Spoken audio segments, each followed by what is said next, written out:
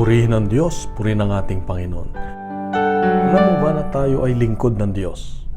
Sa Ebanghelyo ngayon makita natin ang talinghaga na kung saan ang isang alipin ay pinaglilingkuran niya pa rin ang kanyang amo, Panginoon, kahit na siya ay pagod sa bukid. Ang paalala ng Diyos sa atin ngayon ay ang paglilingkod na binibigay natin sa Diyos ay para sa atin, para sa ating ikabubuti. Hindi kailangan ng Diyos ang ating paglilingkod, pero binibigyan niya tayo ng pagkakataon na ibalik sa Kanya ang buhay na ipinagkaloob niya sa atin sa pamamagitan ng paglilingkod.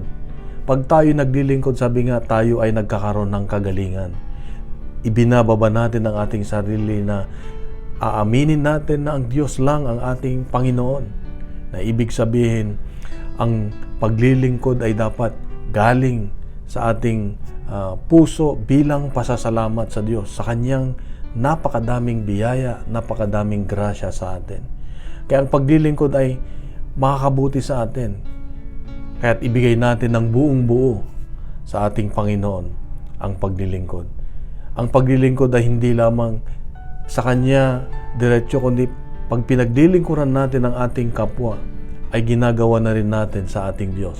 Diba sabi niya yon, na kung ano yung ginawa mo sa iyong kapwa ay ginawa mo na rin sa akin. Kaya nga kapatid, ang paglilingkod ay makakabuti para sa atin. Kaya ang hamon ng Diyos sa atin ay paglingkuran natin ang Diyos na ibigay natin yung buong buo sa atin.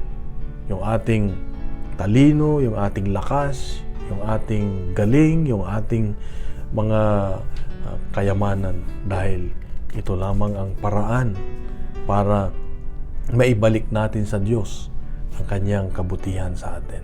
Kaya sa araw na ito ay isipin natin paano natin mapaglingkuran ang Diyos sa pamamagitan ng ibang tao. Maaaring sa trabaho natin, sa pamilya natin, sa mga ginagawa natin sa buhay, na para bang ang Diyos ang ating pinaglilingkuran. Dahil pag gano'n ang ginagawa natin, nagagawa mo yung the best mo dahil ang Diyos na mismo ang pinaglilingkuran mo at hindi ka manghihina. Kapatid, ganito tayo kamahal ng Diyos. Mahal ka ng Diyos, mahal ako ng Diyos. Bukas muli, meron siyang mga mensahe pagkalat natin itong mabuting balita.